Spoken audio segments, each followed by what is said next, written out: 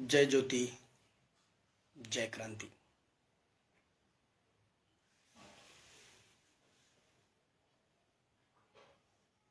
मित्र हो, 3 जानेवारी 2024 सावित्रीमाई फुल्यांच्या जयंतीनिमित्त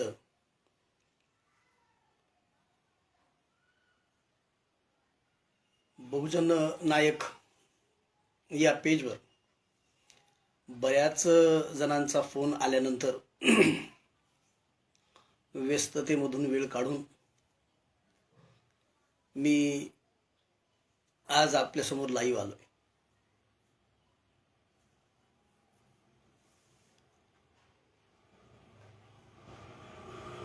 सावित्रीमाईंची जी जयंती आहे ही युगानुयुगे बहुजन समाज साजरी करत राहणार आहे.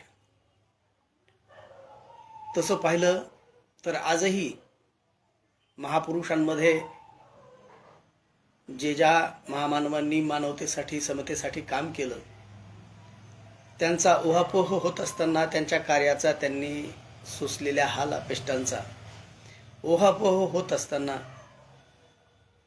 आपण बहुजन समाजातील लोकांना चर्चा करताना पाहत नाहीयेत. त्याचं कारण आहे की भारतीय व्यवस्थेमध्ये SC ST OBC मध्ये असलेला जवळपास 85% जो समाज आहे त्या 85% समाजाला एका वेगळ्या वळणावर इथली व्यवस्था घेऊन जाण्याचं काम करत आहे. आणि ते वळण आहे अंधश्रद्धेचं, स्वर्ग नरकाचं, भीती दाखवण्याचं, नशेखोराचं, चंगळवादाचं. असे कितीतरी मार्ग सांगता येतील ज्या मार्गानं बहुजन समाजाला इथली व्यवस्था एका वेगळ्या खाईमध्ये घेऊन जाण्याचा प्रयत्न करत आहे. त्यांना अशिक्षित, त्यांना नीच, त्यांना शूद्र ठरवून काही लोकांनी मजेत राहायचं आणि बऱ्याच प्रमाणात लोकांनी कष्ट करायचं, अशा प्रकारचा तो प्रकार घाणेरडा तो आजच आहे, अशातला भाग नाही. परंतु समाजामध्ये फरक पडला पाहिजे. याकरिता कंबर कसून एक रणरागिनी सावित्रीमाई फुले ज्योतिरावांच्या कांद्याला खांदा देऊन ज्यावेळेला रणांगणात उतरते आणि पाहता पाहता तुम्ही पाहिलं असेल सावित्रीमाई फुल्यांचा जन्म हा 1831चा आणि जास्त काही काळ गेलेला नाही, पण तरीही आपण त्यांचं स्मरण करणे, त्यांच्या त्या काळच्या, कारण कसं असतं टर्म्स अँड कंडिशन ज्या असतात ना, तर त्या काळामध्ये होत असणाऱ्या अन्याय अत्याचाराला विरोध करण्यासाठी ज्योतिरावांच्या ज्यावेळेला लक्षात येतं आणि मग ज्योतिराव ज्यावेळेला या व्यवस्थेच्या विरोधात त्यांचा जो आसूड आहे तो घेऊन ज्यावेळेला उतरतात, घरच्या गृहिणी आजही ज्या कुणी असतील ज्यांचे पती सामाजिक कामामध्ये काम करत असतील, वेगवेगळ्या याच्यामध्ये काम करत असतील, तर खूप कमी प्रमाणामध्ये आपल्याला हे जाणवतं की जे काम पती करत असतो त्या हो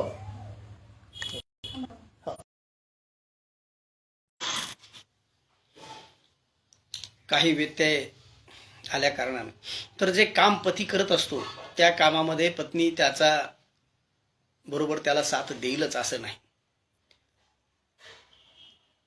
पतीच्या आयुष्यातली जडणघडण असेल, पत्नीच्या आयुष्यातली जडणघडण असेल, असं बऱ्याच ठिकाणी आपल्याला पाहायला मिळेल की पत्नी महिला तिच्या घरच्या संस्कारावरती वाढलेली असते आणि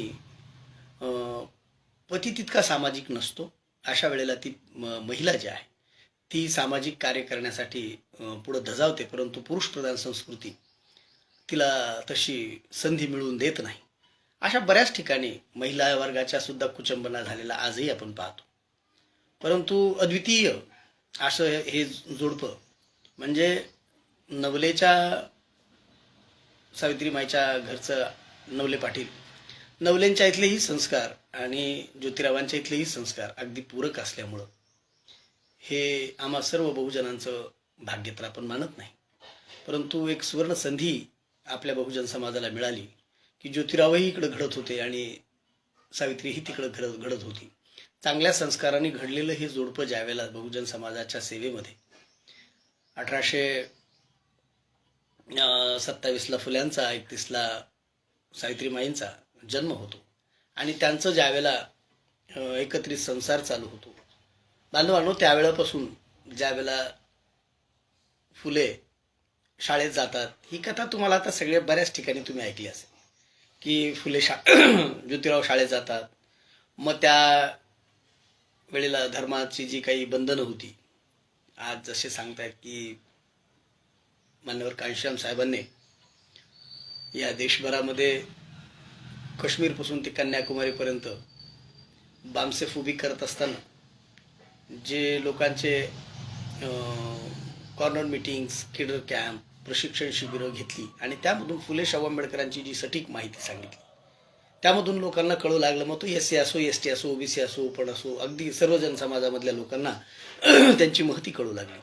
आणि महती कळायला लागल्यानंतर आज थोड्या फार का प्रमाणात होत नाही, परंतु लोक म्हणजे महापुरुषांना स्वीकारायला तयार आहेत. परंतु त्या काळामध्ये ज्यावेळेला फुल्यांनी शिक्षण सुरू केलं, त्यावेळेला आज पुन्हा तुम्हाला थांबवून सांगतोय की आज जे मीडियावर नरड्याचा नळ करून दिलेल्या पैशाची अदायगी जी आहे, तर ती जी अदायगी मिळालेली आहे, ज्याच्या घरचा खावा तुकडा त्याच्या इथं करावी चाकरी, असं कारण ज्याच्या घरीची खावी भाकरी त्याच्या इथं करावी चाकरी, या भूमिकेमध्ये असलेला जवळपास सगळाच मीडिया त्यांना त्यांचे मोठमोठे जे ऑफिसेस आहेत, त्यांचे वेगवेगळे मेट्रो जे सिटी आहेत, त्या मेट्रो सिटीमध्ये त्यांचे टावर्स आहेत. टावर्स म्हणजे असंख्य रूम, असंख्य कॅबिन्स आणि सो अँड सो, अशा प्रकारे मोठमोठं लक्झरियस सगळं चालवण्यासाठी लागणारा जो पैसा आहे तो व्यवस्थेकडून त्यांना मिळतो.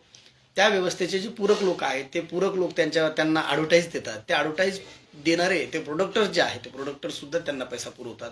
ते प्रोडक्टर्सचे सत्तेवाल्यांसोबत लागे बांधे असतात. अशा वेगळ्या एका म्हणजे काय म्हणता येईल त्याला, की त्यांचं ते जे एक चमू आहे, त्यांचा जो ग्रुप आहे, त्या ग्रुपच्या माध्यमातून आज मीडिया हँडल होत आहे. आणि अशा मीडियामध्ये घशाचा नळकांड करून सनातन धर्माचा प्रसार होत आहे, सनातन धर्माचा.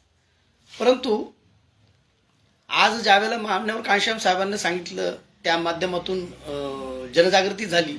असंख्य लोक आज म्हणतायत की हिंदू हा जो शब्द आहे, प्रबोधनकार ठाकरे सुद्धा त्यांनी त्यावर प्रकार टाकलेला आहे. हिंदू जो हा शब्द आहे, हिंदुस्तान, जसं पाकिस्तान असतो, अफगाणिस्तान असतो, कझाकिस्तान असतो, अजूनही भरपूर स्थान असतात, हे भारतीय शब्द नाही आहेत, हे त्यांच्या संस्कृतीचे शब्द आहेत. त्यामुळे त्यांचे स्थान आहेत. पाकिस्तान आहे, हिंदुस्तान आहे. आपल्याकडे हिंदुस्तान बोलण्याची जी हे आहे, रूढ आहे, ती अगदी 12व्या शतकापासून अलीकडं तुम्हाला पाहायला मिळेल. तत्पूर्वी या देशाला भारत असं संबोधलं जायचं, त्याही पूर्वी जम्बूद्वीप असं संबोधलं जायचं.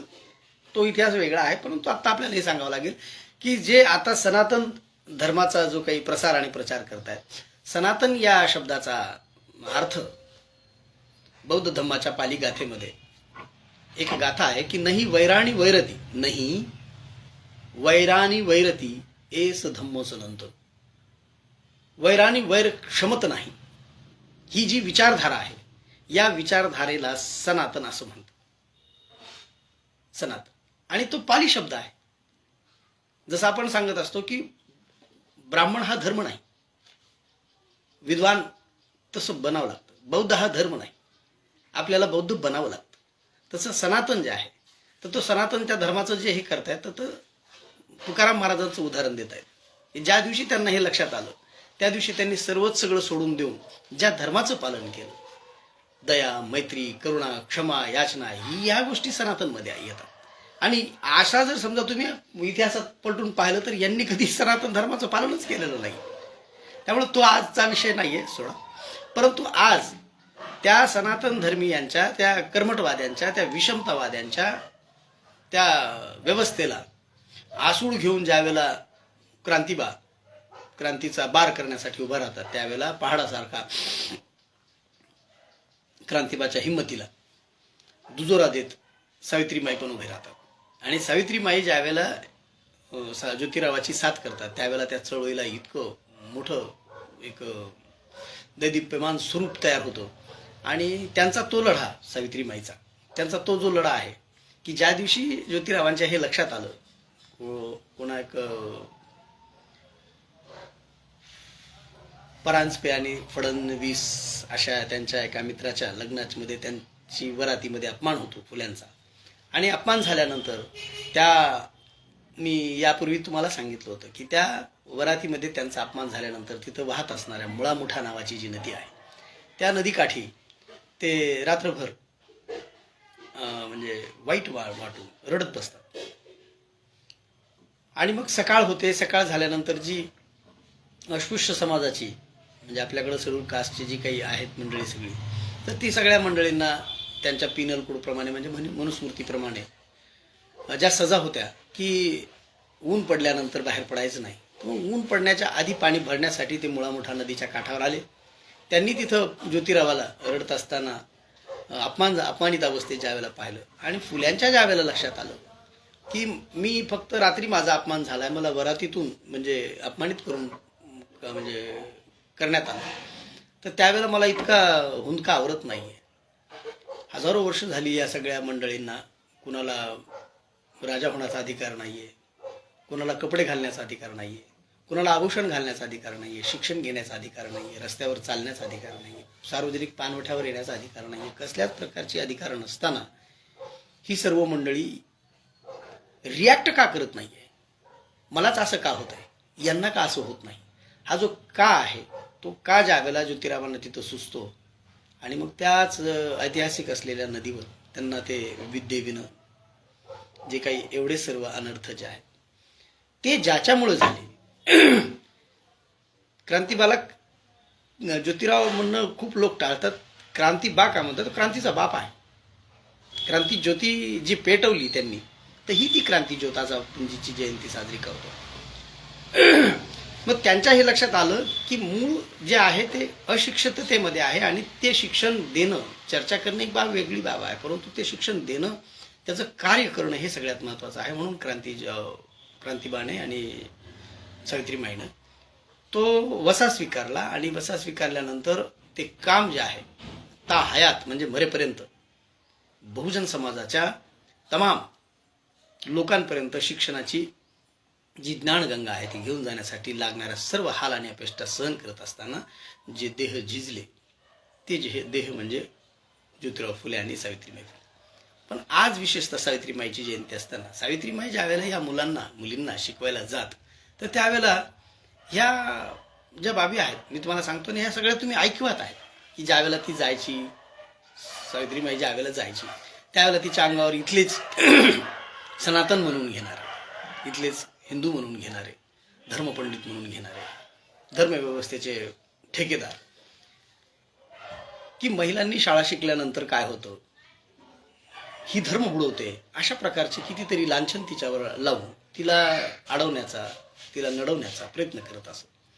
तिच्यावर घाण पाणी टाकणे, नालीतला रिंदा टाकणे, गोळे फेकणे, शेण फेकणे, दगड मारणे, ह्या सगळ्या गोष्टी तिच्यासोबत चालायच्या. आणि तिला जसं असं वाटायचं की ही आपली परीक्षा आहे. आणि मग एके दिवशी ज्यावेळेला सावित्रीमाई घरी येते त्यावेळेला ज्योतिराव विचारतात की अरे इतकं कसं काय लुगडं भिजलं, तर त्यावेळेला ती सांगते की असं झालंय. मग तुम्ही विचार करा की या सगळ्याची गरज काय? आज जर समजा आपल्या शिक्षिकेला किंवा शिक्षकाला थोडासा जरी त्रास असेल, पाऊस जरी झाला असेल, त्या रस्त्याला जाण्यासाठी मोटरसायकल गाड्या वगैरे तर असतात, पण त्या रस्त्याला जायला जर समजा चिखल वगैरे असेल तर टाळाटाळ करतात आजची परिस्थिती. परंतु त्यावेळेला कसल्याही प्रकारची तमा न बाळगता ते काम किती अनिवार्य आहे हे करण्यासाठी सावित्रीमाई जाते. तुम्ही परिवर्तन शब्द ऐकला असेल, मी बऱ्याच वेळेला सांगत असतो. प्रवर्तन के माने होता है गतिमान करना. प्रवर्तन. आणि परिवर्तन म्हणजे बदलून टाकणे. बदलून टाकणे. एक उदाहरण असं आहे की आज एखाद्या कुठल्या तुम्ही शाळेवर जर गेलात, कुठली मग ती प्रायव्हेट असो की सरकारी असो, कुठल्याही खाजगी किंवा सरकारी दोन्ही शाळेच्या कुठल्याही एखाद्या गेटवर जाऊन माझ्यासारखा जर एखादा व्यक्ती उभा राहिला आणि हातामध्ये दांडकू घेऊन उभा राहिला सकाळी सकाळी, आणि त्या शाळेकडे येत असणारा प्रत्येक विद्यार्थी किंवा प्रत्येक शिक्षक किंवा त्याचा जो कर्मचारी असेल त्याला जर म्हणजे दरडावत राहिला, नाही यायचं रे शाळेत, नाही यायचं, आणि कुणालाही जर त्यांनी शाळेत येऊ दिलं नाही, तर त्या गावची सगळीच्या सगळी मंडळी येतील आणि माझ्यासारख्याला खूप चोप देतील, खूप मारतील. कशासाठी? एक लाईन आहे त्याची की हा जो व्यक्ती आहे तो आमच्या लेकरांना आम्हाला शाळा शिकू देत नाही. कारण काय असणार आहे? शाळा शिकू देत नाही म्हणून मला मारतील किंवा त्या व्यक्तीला मारतील जो व्यक्ती त्यांना शाळेच्या आत जाऊ देत नाही. मग विचार करा की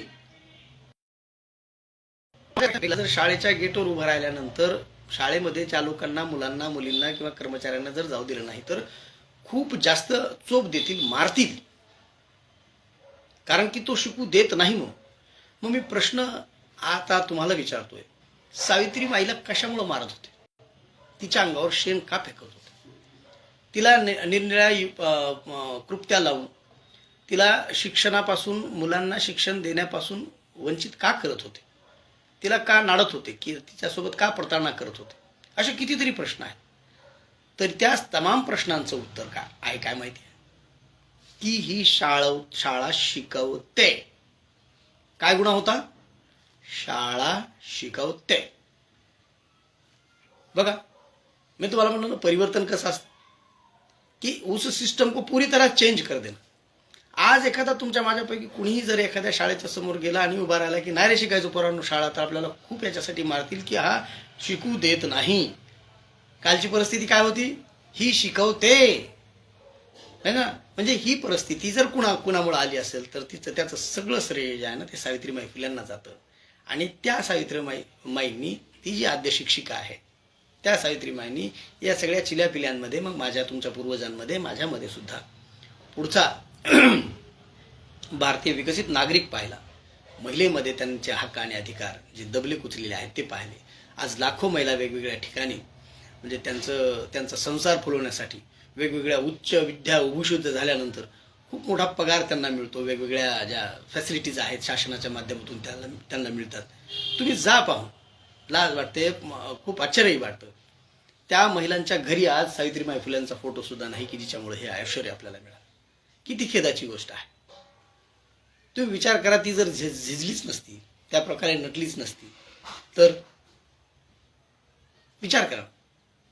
आणि मग आपण जर समजा कुणाचं काहीतरी दिनदार लागतोय, आज तिचा सावित्रीबाईचा फोटो लावून, तिच्या फोटोला एक अगरबत्ती लावून, तिच्या काहीतरी आरत्या वगैरे काहीतरी असं म्हणा, माझा असा त्याच्यातला पाठीमागचा भाव नाही, परंतु कृतज्ञता भी कोई चीज होती है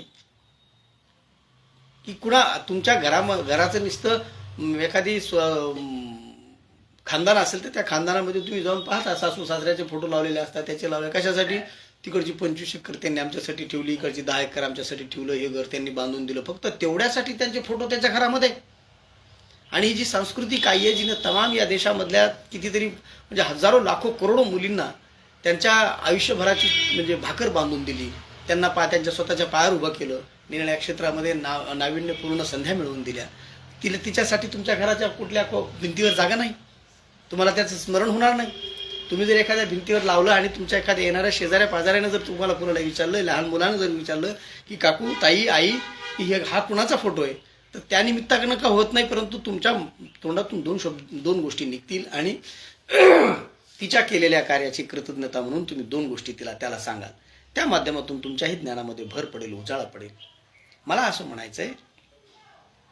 म्हणायचंय की जर सावित्रीबाई फुलेंच्या ऋणातून तुम्हाला जर मुक्त व्हायचं असेल तर असा कुठला मार्ग आहे का? तर तो बिलकुल निश्चितच नाही. परंतु सावित्रीबाई फुलेंनी काम करत असताना योगायोगानं त्यांच्या सहकारी जे आहेत फातिमा शेख यांची सुद्धा म्हणजे जयंती आहे. फातिमा शेख या पाठीमागे त्यांच्यावर प्रश्न वगैरे उपस्थित करण्यात आले, परंतु गोविंदरावांनी म्हणजे त्यांच्या वडिलांनी, ज्योतिरावांच्या वडिलांनी हे अशा प्रकारचे काहीतरी काम करतोय म्हणून त्यांना ज्यावेळेला घरातून बाहेर काढलं होतं, तर पूर्ण पुणे त्यावेळेला इतकं काही मोठं नव्हतं, परंतु त्या पुण्यामध्ये त्यांना राहायला जे घर मिळालं होतं ते एका उस्मान शेख नावाच्या माणसाचं होतं. आणि तिथं त्या कार्याची महती ज्यावेळेला फातिमा शेख यांना आली आणि त्यांनी ज्यावेळेला हा वसा सावित्रीमाईच्या कांद्याला कांदा लावून, कसे बोलते, एक एक से भले दो, दो से भले तीन, तीन से भले चार, अशा प्रकारे त्या पवित्र कामामध्ये फातिमा शेखने सुद्धा खांद्याला खांदा लावून ज्यावेळेला या बहुजन उद्धाराच्या या सगळ्या कामाला सुरुवात केली, त्यावेळेला तुम्हाला कदाचित त्याचा अंदाज नसेल, परंतु ते म्हणजे मला नाही वाटत की जगामध्ये त्यापेक्षा कुठलं पवित्र काम असेल. ज्ञानदानाचं जे काम, ज्ञान दिल्याने ज्ञान वाढते, त्या कामात असं काहीतरी गाणं आहे, सत्य शिवा होणं सुंदर हे असं म्हणतात. तर त्यामुळं की जे सत्य है, जो शिव है, उससे भी ज्यादा अगर कोई अच्छी चीज है ते आहे ज्ञानदानाचं काम. आणि ज्ञानानं दिल्यानं ही जे ब्रेन आहेत याच्यातली जी किलमिश आहे ती सगळी निघून जातात. त्याच्यातल्या ज्या काही अंधश्रद्धा, रूढी, परंपरा वगैरे ज्या काही आहेत सगळ्या, माणूस चिकित्सक बनतो. शिक्षणाचा सगळ्यात मोठा जो अर्थ आहे तो चिकित्सक. आणि त्या भट्टीतून, त्या कारखान्यातून, सावित्रीमाईच्या कारखान्यातून जशा प्रकारचे प्रोडक्ट बाहेर पडत असेल, ज्या क्वालिटीचे प्रोडक्ट बाहेर पडत असेल, त्याचा एक नमुना आपल्या सगळ्यांना माहीत असेल, मुक्ता साळवेजीचं नाव. तिनं डायरेक्ट परमेश्वराला एक पत्र लिहिलं होतं की हे ईश्वरा, आम्हा मांगा महारांचा देव कोणता, आम्हा मारा मांगाचं देऊळ कोणतं आम्हाला कळेल. आणि तो प्रश्न तेव्हापासून जो अनुत्तरित होता की आमचा धर्म कोणता, की ही मंदिरात आलं तर घोड्यावर चढलं तर मारतात, मंदिरात आल्यावर तर मारतात.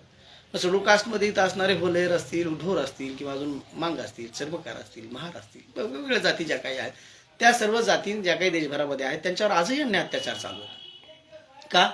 त्यांनी चिकित्सक वृत्तीला स्वीकारलं नाही. आहे त्या परिस्थितीवर मात करून ज्यावेळेला ती लोक शिकतील, त्यांच्या राहण्या खाण्यामध्ये राहणी बदल होईल, त्यांच्या विचारशैलीमध्ये बदल होईल, आपोआपच ही सगळी विषमता दूर होऊन तुम्हाला चांगलं भलं आणि वाईट कळेल, आपल्यावर होत असणारा अन्याय कळेल, त्या अन्यायाला जो प्रतिरोध करायचा आहे तोही कळेल. आणि त्या शिक्षणाची महती सावित्रीमाईनं त्यावेळेला सांगितली. ज्योतिरावांना त्यानंतर आरक्षणाची तजवीज करावी अशी संकल्पना मांडली. राजश्री शाहू महाराजांना त्यांच्या त्या रयतेच्या, ज्याला राजा म्हणतात, त्या रयतेच्या राजानं, राज ऋषीनं त्याच्या त्या राज्यामध्ये आरक्षण लागू केलं. पहा, फुल्यांना अशा प्रकारे असावं अशी अपेक्षा केली, राजश्री शाहू महाराजांना ते लागू केलं. आणि ज्यावेळेला भारतीय संविधान लिहिलं जात होतं त्यावेळेला बाबासाहेब डॉक्टर भीमराव आंबेडकरांनी त्याचा कायदाच करून टाकला. आणि त्या कायद्याच्या अंतर्गत आज देशभरामध्ये हजारो जाती त्या आरक्षणाचा फायदा घेत आहेत. आरक्षण हा काही गरिबी हटाव थोडी प्रोग्राम आहे, समान संधी मिळण्याचा तो प्रोग्राम आहे. परंतु आरक्षणाचा लाभ घेऊनही, सावित्रीमाईचं शिक्षण घेऊनही, त्या आरक्षणाचे जे काही जनक आहेत, शाहूजी महाराज असतील, फुले असतील, बाबासाहेब असतील, त्यांच्याप्रती कसल्याच प्रकारची कृतज्ञता न मानणारा आजचा बहुजन, सावित्रीमाईने आम्हाला शिक्षण देऊनही तिचा साधा फोटो सुद्धा घरात न लावणारा बहुजन, म्हणजे त्यामध्ये खूप जाती जमाती आल्या. तर हे जे आहे ना, हे सावित्रीमाई फुलेंच्या जयंतीनिमित्त आज आपण ज्यांना इब्रत हासिल केली पाहिजे. प्रत्येकाच्या घरामध्ये सावित्रीमाईचा फोटो असला पाहिजे. कधी ना काळी तुमच्या घराच्या ओरांड्यामध्ये किंवा सोफा सेटवर तुम्ही घरी जमिनीत जेवताना कोणाची जरी नजर गेली तर आजही तुम्हाला असे खूप प्रश्न विचारणारे लोक आहेत की आई, ताई, आणि असंच नाही की लहानच मुलं विचारतील, मोठी आता या 10-15 वर्षामध्ये मान्यवर कांशीराम साहेबांच्या चळवळीमुळं प्रत्येक शाळा कार्यालयामध्ये प्रत्येक महापुरुषांची, मग ते बिरसा मुंडा असो, शाहूजी महाराज असोत, तुकाराम महाराज असोत, बाबासाहेब डॉक्टर भीमराव असोत, लहुजी वस्ताद साळवे असोत, अण्णाभाऊ साठे असोत, सावित्रीमाई फुले असोत, मुक्ता साळवे असोत, जिजाऊ असोत, अहिल्यामाई असो, अशा कितीतरी महापुरुषांच्या जयंत्या साजऱ्या होतात. आणि त्यामुळं लहानपणीच त्या सगळ्या मुलांना ते कोण आहेत हे माहीत होतं. परंतु आज खेड्यापाड्यामध्ये जे काष्ट्यावाले, धोत्रावाले, कष्टकरी कामगार जे काही आहेत, ज्यांच्या शाळा सुटलेल्या आहेत, 15-20 वर्षापूर्वी शाळा सुटलेल्या आहेत, अफसोस की बात यह है कि आज भी उन लोगों को ये पता नहीं है कि तस्वीर किसकी है. ते आश्चर्याने विचारतात की बिरसा मुंडा म्हणजे हे कोण होते, अहिल्याबाई ही कोण होते, जिजाऊ म्हणजे हे, म्हणजे काय म्हणतात त्याला, मूलभूत प्रश्न आजही या लोकांना आहेत. म्हणजे तुम्ही विचार करा, पाठीमागच्या काळामध्ये जोपर्यंत मान्यवर कांशीराम साहेबांनी सटीक फुलेशाह आंबेडकर विचारधारा समजून लोकांपर्यंत नेली नाही, सांगितली नाही, तोपर्यंत ही प्रश्न बऱ्याच लोकांसाठी अनुत्तरित होती. आज शाळेमध्येच जर समजा त्यांच्या जयंती किंवा स्मृती दिनानिमित्त सावित्रीबाई फुल्यांचा फोटो ठेवून त्यांना शिकवले जात असेल तर त्या लहान मुलावर एकदम प्रतिबिंबित होतं की ही सावित्रीबाई फुले आहे, तिला आयुष्यभर कधी विचारलं तरी ती सांगू शकते. परंतु आम्ही आता ज्या वयाचे आहोत त्या वयाच्या मुलांच्या वेळेला शाळेमध्ये अशा काही प्रकारचे होत नव्हते, कारण की व्यवस्था त्याला परवानगी देत नव्हती किंवा व्यवस्था तिच्या मनानं चालायची. 15 ऑगस्ट असो की 26 जानेवारी असो, त्या 15 ऑगस्ट किंवा 26 जानेवारीच्या त्या झेंड्याच्या खाली मोहनचंद करमचंद गांधी यांचा फोटो लावला जायचा. परंतु आम्हाला सगळ्यांना असं वाटायचं की बाबा 26 जानेवारी म्हणजे त्या दिवशी ह्या मोहनचंद करमचंद गांधी यांनी काहीतरी केलेलं आहे असं वाटायचं. परंतु कालांतरानं ज्यावेळेला मान्यवर कांशीराम साहेबांच्या सटीक चळवळीमध्ये आल्यानंतर कळालं की हा 26 जानेवारी आहे आणि या 26 जानेवारी दिवशी संविधान दिवस आहे आणि त्या दिवशी फक्त म्हणजे मोहनचंद करमचंद गांधी याचा फोटो लावण्यापेक्षा बाबासाहेब डॉक्टर भीमराव आंबेडकर यांचा सुद्धा फोटो तिथं लावला पाहिजे. कारण की त्या 26 जानेवारीचे जे शिल्पकार आहेत, गणतंत्र जे आहेत त्या शिल्पकार जे आहेत की त्या दिवशी आपल्याला आपण गणतंत्र जे दिवस साजरा करतो तर गणतंत्र म्हणजे सरळ आपण जसं एका भाषेत जर बोलायचं असेल तर त्याचा खूप मोठा एक विस्तार आहे की नसलेले हक्क मिळालेला दिवस. गावरान भाषेत जर म्हणायचं असेल तर काय की जे नव्हते ते सारेच्या सारे हक्क मिळालेला दिवस एक. आणि गणतंत्र दिवस म्हणजे लोकांचं राज्य प्रस्थापित झालेला दिवस, लोकांचं राज्य. आज तुम्ही जे पाहताय की आहे लोकांचं राज्य, परंतु एक संदिग्धता आहे, शंका आहे की जोपर्यंत आपल्याकडं म्हणजे थोडा विषय भरकटला तरी चालते, परंतु या संदर्भानं ती चर्चा करायला काही हरकत नाही. कारण हे सर्व सावित्रीमाई किंवा ज्योतिराव फुलेंना आवडेलच. लोकांचं राज्य जरी प्रस्थापित झालेलं असलं तरी लोकांचा लोढा कुण्यातरी एका साईडला घेऊन जायचा. जसं एक तुमचा 2009 असेल तर त्या 2009च्या लोकसभेच्या निवडणुकीच्या वेळेला एक राळेगण सिंधी मधले रिटायर मिलिटरीमन कुणीतरी नाव होतं त्यांचं, हजारे म्हणून, एक टोपी वगैरे काहीतरी घालायचे आणि ते हजारे जे आहे ना ते जंतर मंतरवर जाऊन बसले आणि त्यांचं काहीतरी एक आंदोलन चालू होतं. तर त्या आंदोलनाला ते काही नाही, परंतु एक लोक जनमत तयार करायचं आणि मग त्या जनमताला इतकं जास्त उग्र तयार करायचं आणि मग जे मुद्दे आहेत ते बाजूला घालवायचे. मुद्दा त्याही वेळेला होता की निवडणूक आलेल्या आहेत, लोक ईव्हीएमवर बोलणार आहेत, त्यामुळं त्याला बगल देण्याकरिता ते हजारे राळेगण सिंधीनगर जिल्ह्यातले आहेत तर तिथले ते हजारे त्यांना तिथं नेऊन बसवलं. खूप मोठा एक वाद, ते काय ना त्याचा डोळा बंद होत नाही, तो बाबा एक आहे काहीतरी, तो प्रोडक्ट वगैरे तयार करून विकतो, यादव आहे, बिझनेसमॅन आहे, उघडाच असतो तो, योग वगैरे काहीतरी करतो. तर तो एक बाबा आणि हा हजारे राळेगण सिद्धीचा एक हजारे म्हणून एक आहे, ते त्या दोघांनी असं रान पेटवलं होतं. आणि एक अजून एक होता कांशीराम साहेबांनी ज्यावेळेला मंडल आयोग लागू करू वरना खुर्सी खाली करू अशा म्हणून ज्यावेळेला दिल्लीला 6 महिने घेराव घातला होता तर त्यावेळेला एक अग्रवाल समाजाचा एक व्यक्ती होता, दिल्लीचा नंतर मला वाटतं मुख्यमंत्री झाला तो, अरविंद केजरीवाल. हा, तर ही दोघं तिघं जण मंडळींना म्हणजे व्यवस्थेनं कव्हरेज दिलं आणि सगळा जो ईव्हीएम वरचा जो फोकस होता तो त्यांच्यावर हे करून 2009चं सगळं वादंग त्याच्यावर पेटवलं. प्रत्येक देशामध्ये तसं करतात. 2014 येता काय केलं त्यांनी की इथं एक बोटे नावाचा एक व्यक्ती होता आणि एक मनोहर भिडे असं काहीतरी नाव आहे त्याचं, आणि त्या दोघांच्या माध्यमातून एक काहीतरी वाद निर्माण केला. सगळा मीडिया त्याच्या पाठीवर त्याला कव्हरेज द्यायला लागला आणि त्याही वेळेला ईव्हीएम दडवून ठेवण्यात आला. आता करंट आहे, आता एक मनोज जरांगे पाटील म्हणून आहेत, त्यांना म्हणजे आरक्षणासाठी मराठ्यांची जी डिमांड आहे तर या देशातला जो सर्व SC ST OBC आहे त्या OBC मध्येच मराठा हा मोडत आहे. ते पुरावे शोधण्यासाठीची जी त्यांची लढाई आहे, ऍक्च्युली मराठ्यांना आरक्षण मिळावं ही विश्वरत्न डॉक्टर बाबासाहेब आंबेडकरांची इच्छा असताना त्यांनी पंजाबराव देशमुखांच्या समवेत चर्चा करून तशी ती तरतूद कुणब्यांसाठी केलेली आहे. नंतरच्या काळात काही काही भागामध्ये मराठा झाला असेल किंवा कुणबी झाला असेल ते तो संशोधनाचा भाग आहे आणि न्यायप्रविष्ट भाग आहे, त्यावर आपण बोलू शकत नाही. परंतु त्यासाठी आग्रही असलेले मनोज जरांगे पाटील जे आहे ते आता सध्या चर्चेत आहेत. त्यांना सर्व मीडिया कव्हरेज वगैरे देतोय आणि मला असं वाटतंय की त्यांचा तो लढा त्या दिशेनं जात आहे. परंतु व्यवस्थेचं एक खूप चांगलं भागलंय की आताही 2 महिन्यामध्ये निवडणुका अलाउन्स होणार आहेत आणि मग त्याही तो लढा झाला राष्ट्रीय पातळी महाराष्ट्र पातळीवर. पण राष्ट्रीय पातळीवर त्यांनी 22 जानेवारी एक तारीख घोषित केलेली आहे आणि त्या 22 जानेवारीच्या साठी सगळंच मीडिया जो आहे ना तो एकदम चाटून पुसून तिकडे कामाला लागलेला आहे. सगळ्यांचे जे काही कव्हरेज आहेत ते तिकडे आहेत. तर किसी मास्टर टीचर ने एक मुझे बात कही थी कि अगर बिल्ली जो है अगर चूहे के इंतजार में किसी बिल के बाजू में अगर बैठी हो तो उसको आपको अगर उस चूहे को बचाना है तो एक काम करना कि एक पत्थर जो है ना बिल्ली के पीछे फेंकना.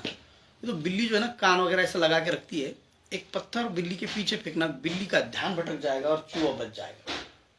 बिल्ली का ध्यान भटक जाएगा और चूहा बच जाएगा. सेम ऐसे होता है. जब कभी भी इलेक्शन आते हैं, इलेक्शन आने के नजदीक नजदीक ये लोग क्या करते हैं कि ये सारे बहुजन समाज का ध्यान जो है तो किसी और की तरफ भटका देते हैं. वो चाहे अलग अलग अन्याय हो, अत्याचार हो, बलात्कार हो, पीड़ित हो या जो भी है, इस टाइप से उन लोगों का ध्यान भटका दिया जाता है और वो जो काम जो उनके लिए है वो कर लिया जाता है. Just like EVM. तो इस ईवीएम के ऊपर हजारों लोग सवाल उठाने के बावजूद भी अगर यहाँ की व्यवस्था ईवीएम के ऊपर अगर आग्रही है तो समझो कि दाल में कुछ काला नहीं है, दाल पूरी अख्खी की अख्खी काली है. असं. तर या सगळ्या चिकित्सात्मक प्रश्न पडणाऱ्या किंवा प्रश्न पडले पाहिजेत अशा व्यवस्थेचे विद्यार्थी तयार करत असताना सावित्रीबाई फुले यांनी त्यावेळेला अनगिनत विद्यार्थी तयार केले. त्यामध्ये मग ते त्यांनी दत्तक घेतलेले यशवंत असतील, मुक्ता साळवे असेल, त्या मुक्ता साळवेने लिहिलेले पुस्तक असेल, ते तो निबंध असेल आणि तो निबंधामध्ये त्या निबंधामध्ये लिहिलेला जो प्रश्न आहे अनुत्तरित की आम्हा महारामांगाचा धर्म कोणता, तो कळीव. बऱ्याच कालांतरानंतर मग बाबासाहेब डॉक्टर भीमराव आंबेडकरांनी 1956ला कदाचित त्या सांस्कृतिक असलेल्या बहिणीला बाबासाहेबांनी उत्तर दिलं असेल की मुक्ता ही हा तू विचारलेला प्रश्नाचा हा उत्तर आणि हा बहुजनांचा धर्म. आणि बाबासाहेबांनी 1956 14 ऑक्टोबरला तो नागपुरी धर्मांतर केलं असं म्हणतात. परंतु मी त्या गोष्टीला त्या सांस्कृतिक बहिणीला दिलेलं उत्तर असं म्हणून पाहिलं. कारण की काय त्रास त्या वेळेला त्या मुक्ता साळवे आणि त्या सगळ्या लोकांनी सहन केला असेल. आजही बऱ्याच ठिकाणी लोकांना गावाची गावं सोडून जावं लागतात. मग ही जी काही धर्मपद्धत आहे ही धर्मपद्धत आपण कुठंतरी बदलली पाहिजे. याच्यासाठी सर्वप्रथम आग्रही असलेल्या ज्योतिराव फुले आणि सावित्रीबाई फुले यांच्या जयंतीच्या उघाण आज आपण बसलो, आपण चर्चा केली. मला खूप आग्रह झाला परंतु वेळ मिळत नसल्या कारणानं आपण ही चर्चा वारंवार जास्तीत जास्त केली पाहिजे. घराघरामध्ये जशा आपण हिरोनेच्या वगैरे काहीतरी चर्चा करता तर त्या प्रकारे तुम्ही सावित्रीबाई असेल, फुले असतील, बाबासाहेब असतील, शाहू असतील, कबीर असतील, असे जितके काही महापुरुष आहेत त्या महापुरुषांच्या ज्या ज्या काही म्हणजे त्याग आहे, त्यांचं जे समर्पण आहे, छत्रपती शिवाजी महाराजांसारखा व्यक्ती गनिमी काव्याने या देशातल्या सगळ्या लोकांना एक स्वराज्य निर्माण करायची, हिंदवी नाही तो लोकमान्यांनी लावलेला शब्द आहे. ते एक स्वराज्य, स्वतःचं राज्य निर्माण करण्याचा जो प्रयत्न करतो आणि तो प्रयत्न यशस्वी करून दाखवतो.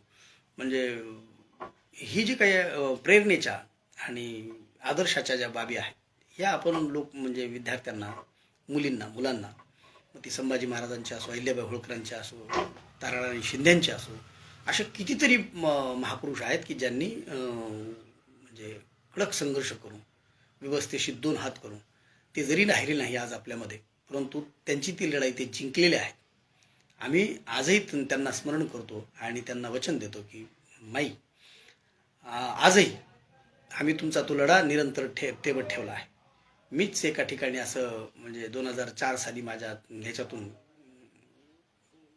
प्रवासामध्ये असताना माझ्या लेखणीतून क्रांतीबाच्या क्रांतीचा भिडवाना झाला आवाज, झाल्या सावित्रीच्या मुक्ता घरोघरी आज, अशा प्रकारचं लिखाण लिहिलं. हजारो लेखक त्याच्यावर लिहित आहेत, लिहितीलही, परंतु त्यांचे आयुष्य कमी पडतील. एवढं मोठं चरित्र जर कुणाचं असेल तर ते म्हणजे माता माई सावित्री माई म्हणायचं, आई नाही. बाई तर बिलकुलच नाही. तुम्ही कधीही उच्चार करत असताना सावित्री माई फुले असा तुम्ही त्यांचा गौरवास्पद उच्चार करावा, अशी अपेक्षा मी तुमच्याकडून करेन. मी पुन्हा तुम्हाला तुमच्यासोबत कधी नव्यानं म्हणजे दुसरा विषय घेऊन येईल. आज थांबतो. जय ज्योती, जय क्रांती.